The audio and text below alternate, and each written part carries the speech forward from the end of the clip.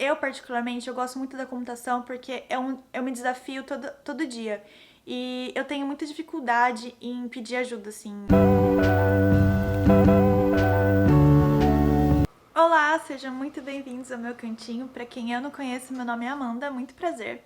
Para quem é novo por aqui nesse canal, eu conto um pouco das minhas experiências trabalhando na Microsoft, como foi o processo de entrevista, estágio e agora trabalhando em tempo integral. E eu também conto um pouquinho das minhas experiências aqui vivendo nos Estados Unidos, com algumas dicas de planejamento e organização no Bojo que eu tenho mensalmente, que eu perdi alguns meses porque eu estava um pouco sumida, mas enfim, estou de volta. E recentemente eu completei 1 ano trabalhando aqui em tempo integral. Muita coisa aconteceu, fui promovida nesse meio tempo e gostaria de compartilhar aqui com vocês um pouco do que eu aprendi e o que eu pratico, e acredito que não tem como essas dicas serem ruins. Espero que seja útil para vocês. A minha primeira dica é: não tenha medo de parecer burro ou burra. É muito importante que a gente se libere desse medo, porque assim não dá pra você saber tudo. Eu acho que principalmente quando a gente tá começando um negócio novo, às vezes a gente tem aquela síndrome do impostor, né? Que a gente tem medo que as pessoas descubram que a gente não é tão inteligente quanto parece. Algumas pessoas têm assim como um modelo de que aquela pessoa é inteligente, aquela pessoa, sei lá, um gênio, e não é bem assim. Às vezes a pessoa pode não saber coisas que pra você pode ser óbvio.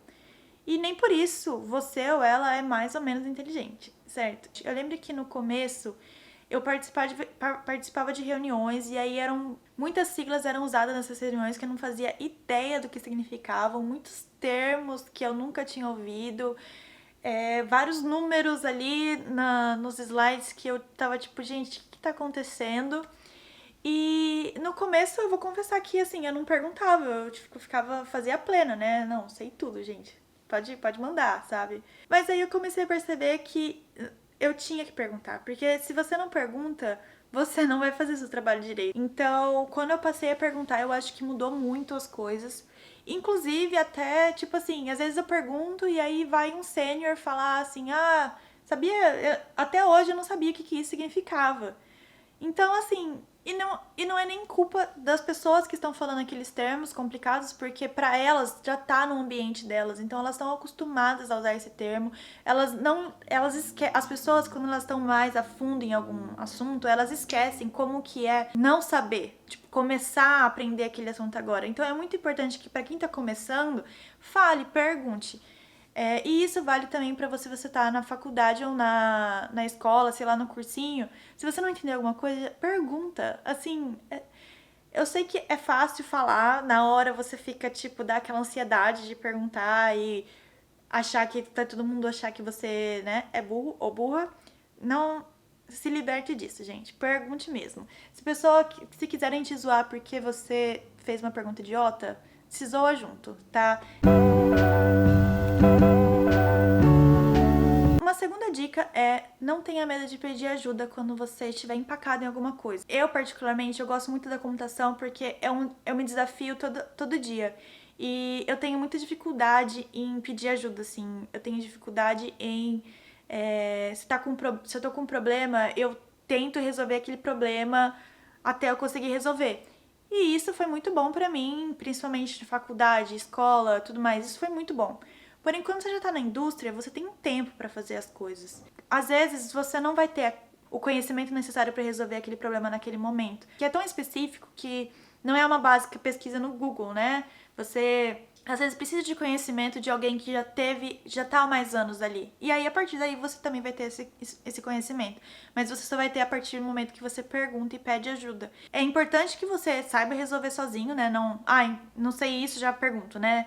Tipo assim, é importante que você também exercite um pouco essa independência, mas, ao mesmo tempo, é importante saber, e isso é muito de conversa, né? Ou é muito saber qual é o prazo que você tem pra fazer certas coisas. E a minha terceira dica é para manter uma comunicação em pirâmide. O que significa isso? Quando você quer comunicar uma opinião sobre uma tarefa ou sobre um problema, ou se você quer pedir ajuda com alguma coisa, quando você quer se comunicar, é importante que você comece com o principal, o que você quer. e aí partir para justificativas. Nesse lugar que eu achei isso, eu vi que as mulheres tendem a começar a fazer uma comunicação em pirâmide invertida. Porque normalmente a gente sabe que a gente vai ter que dar justificativa para as coisas, então a gente já começa com a justificativa, né? Então a gente vai falar assim: ah, por causa disso, disso, eu quero isso. E o que é recomendado, tipo, que dá uma comunicação melhor é o contrário, que é eu quero isso por causa disso. Então, isso tem me ajudado bastante. É uma forma um pouco diferente do que eu tô acostumada a falar, que eu acho que eu fazia bem o contrário mesmo. Eu queria começar pela descrição do problema para ir partir pro que eu acho, ou para o que eu acho que deveria ser feito, por exemplo. Enquanto que uma comunicação em pirâmide coloca a ideia mais clara logo de cara e tem resultados melhores. Vamos falar assim, do outro lado. A minha quarta dica é: tente ter expectativas definidas. E eu acho que isso é muito comunicação com o seu chefe e com os membros do seu time.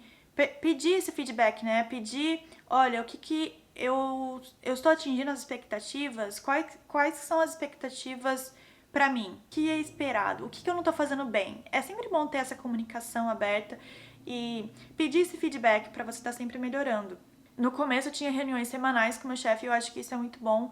Você ter esse momento de conversar e falar um pouco, não de tarefas específicas do trabalho, mas um pouco de como vai ser, como você quer que seja a sua vida profissional.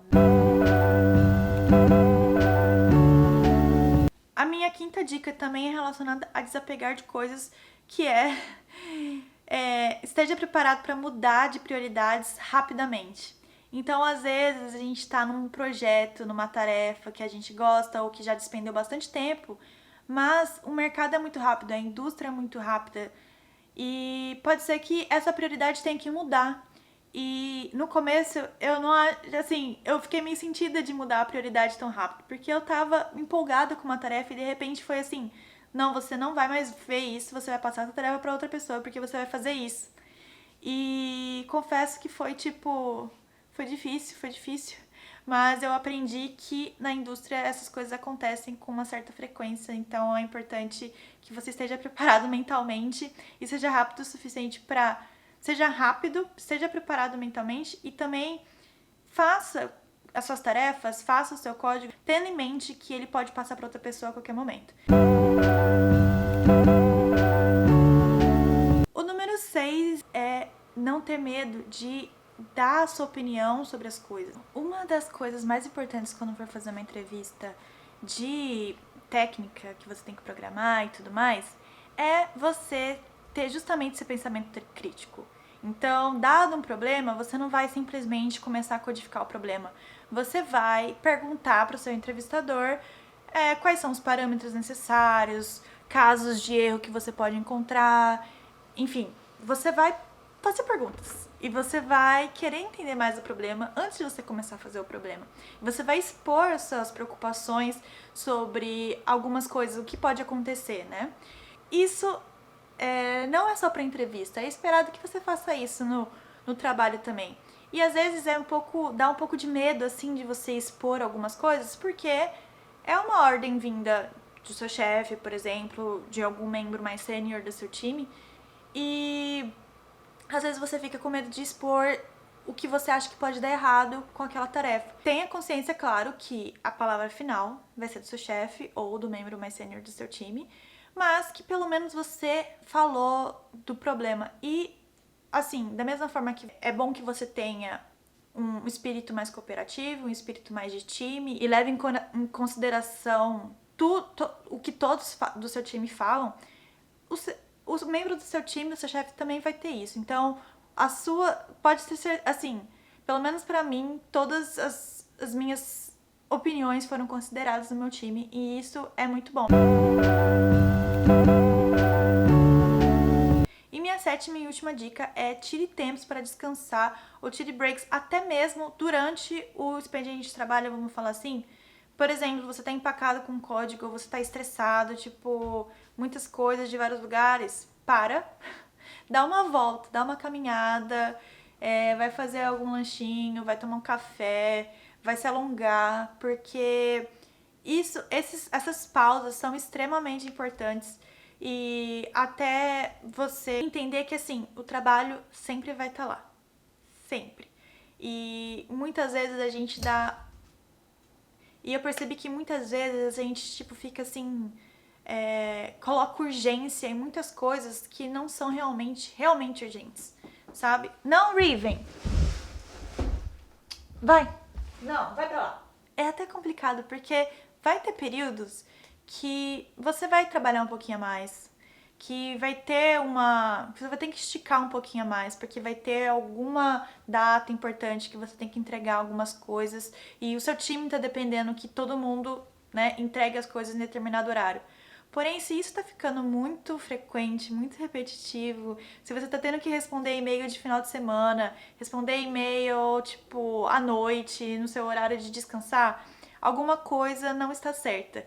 E cabe a nós mesmos definir esses limites, porque se virem que você está respondendo e-mails de final de semana, vão continuar mandando e-mails de final de semana. Na minha experiência pessoal, eu acho que quando você tem esses espaços de recuperar as energias, né, que você realmente descansa, não fica toda hora preocupado com o trabalho, quando você tá trabalhando, você é muito mais produtivo, você faz muito mais, porque, enfim, você tá descansado, né? Então, e isso também depende muito de time para time também, de empresa para empresa.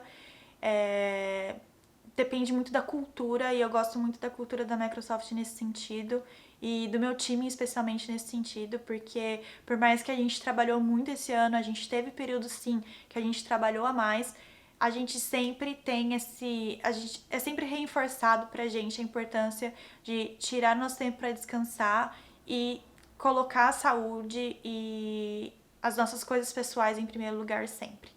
Então, bom, é isso. Essas foram as minhas 7 dicas. Espero muito que vocês tenham gostado desse vídeo. Se você gostou, não se esqueça de deixar um like, se inscrever no canal e ativar as notificações, porque tem vídeo toda semana por aqui. E é isso, até o próximo vídeo. Tchau!